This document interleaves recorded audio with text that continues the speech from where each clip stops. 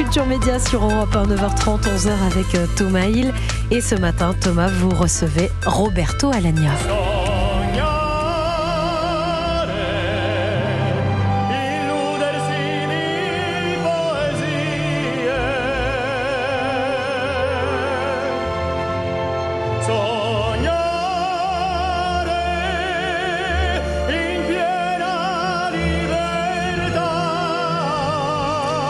Sognare, c'est l'une de vos chansons signature, hein, Roberto Alagna. Vous l'avez écrite il y a quoi, 20 ans maintenant ? Ouais, 20 ans, il y a 41 ans. J'ai fait ça, j'avais 20 ans. Ah, vous aviez 20 ans. Ouais. Donc c'est incroyable, cette chanson m'a suivi pendant des années. À chaque fois, je l'ai modifiée. Ouais. Je l'ai même chantée quand j'ai été invité avec Michael Jackson and Friends.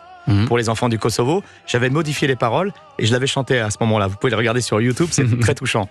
Et voilà, donc ensuite je l'ai enregistré, je l'ai chanté dans un tour de chant avec Big Band quand je faisais Little Italy, donc encore dans une autre version. Je l'ai faite l'année dernière dans la tournée des cathédrales avec Jean-Félix Lalanne et Marek au piano, Marek Ruchinski. Donc j'ai plein de versions. Et puis là, finalement, elle est là au disque. Elle est là dans le disque, parce que alors vous m'en voudrez pas si je révèle votre âge, hein, puisque votre nouvel album s'appelle 60. Donc le message est assez clair. Vous fêtez vos 60 ans, Roberto Alagna. Avec 61 maintenant déjà. Il y a une petite coquetterie, de les fêter un an plus tard.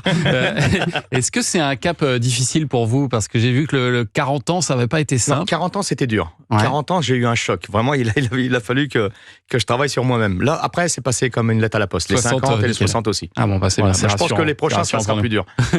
Bon, et puis cet album, il est assez hors norme. Il y a 20 titres qui mélangent opéra français, italien, allemand, polonais, russe, de la chanson française, de l'anglais, du sud-américain. Et la plupart sont inédites parce qu'en fait, ça retrace votre carrière, mais c'est pas un best-of. Non, j'ai voulu éviter ça, le best-of. Ce que je voulais, c'était surtout quelque chose qui représente ce que j'ai été pendant 40 ans. C'est-à-dire ma curiosité des œuvres inconnues, mon goût du risque aussi, des défis, mon goût des langues, mon goût des différents styles, le respect des différents styles. Voilà, c'est un peu tout ça. Et on en parlait tout à l'heure du ténor Mario Lanza, que vous admiriez petit. Eh bien, vous reprenez Be My Love. Be My Love.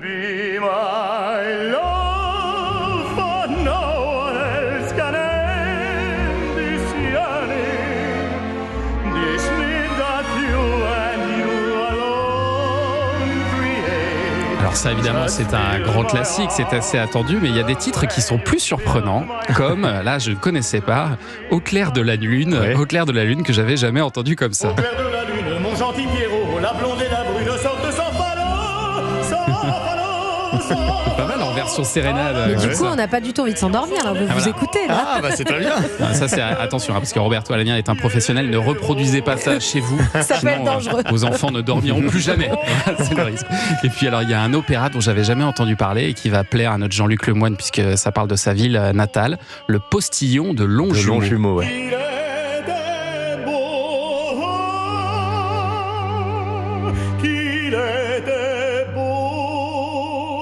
Le postillon de Longjumeau, le postillon de Longjumeau. Qu'est-ce que c'est que cet opéra ? Là, c'est un opéra comique et qui est marrant parce que ça parle aussi d'un ténor. Et donc, il faut qu'à un moment, il réussisse à émettre une note hors du commun, surhumaine, qui est un contre-ré. Voilà, et c'est pour ça qu'à la fin, il y a un contre-ré, et c'est ça le challenge, quoi. Il faut essayer de réussir. Il y a un postillon là-dessus. C'est ça. C'est un postillon qui a beaucoup de charme parce que il couche sur l'herbe certaines belles femmes. D'accord. Et alors, pour fêter vos 40 ans de carrière, Ben Keboun qui nous fait des bruits de bêtes en fond de cours. Pour fêter vos 40 ans de carrière, France 5 va diffuser ce soir un concert que vous avez enregistré aux Folies Bergères. Alors bien sûr, c'est formidable de permettre à plein de gens de voir un de vos concerts, mais un concert de Roberto Alagna, ça doit se vivre en live, non ? Oui, mais il y a du public, c'est avec public, donc on reprend pas mal de titres du disque, d'ailleurs, encore mieux chanté parce qu'il y a le public qui aide. Vous savez, quand on a un public, on chante différemment qu'en studio. Voilà, donc on va retrouver Mais est-ce qu'on a la même émotion en vous regardant à la télévision ? C'est la question que je me pose. Vous me direz ça demain, mais je pense que ça fonctionne. Et puis en deuxième partie, il y aura toute la partie crossover. Et ça, c'est intéressant parce que ça plaît au plus grand nombre. Et puis on va me voir un peu évoluer dans d'autres domaines. Ça veut dire quoi, ça, crossover ?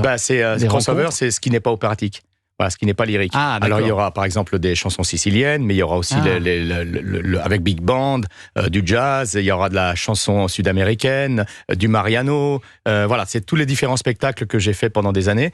Et là, ils sont mis ensemble. Donc vous avez toute une soirée qui vous est consacrée ce soir sur France 5. Oui, Roberto et Alagna. bientôt avec Michel Drucker aussi. Oui, vivement dimanche. Le 17 novembre avec 17 Michel novembre. Drucker. Il nous écoute, on le salue. Voilà Michel, c'est pour toi. Je sais que tu avais une petite recommandation. Voilà, c'est fait. Et pour les gens qui ont une très forte dépendance à Roberto Alagna, il y a aussi un magnifique coffret de 33 CD. Voilà, l'intégrale de vos enregistrements d'opéra Chez Warner, oui. Chez Warner Classique. Dans un instant, on va parler de bonne bouffe.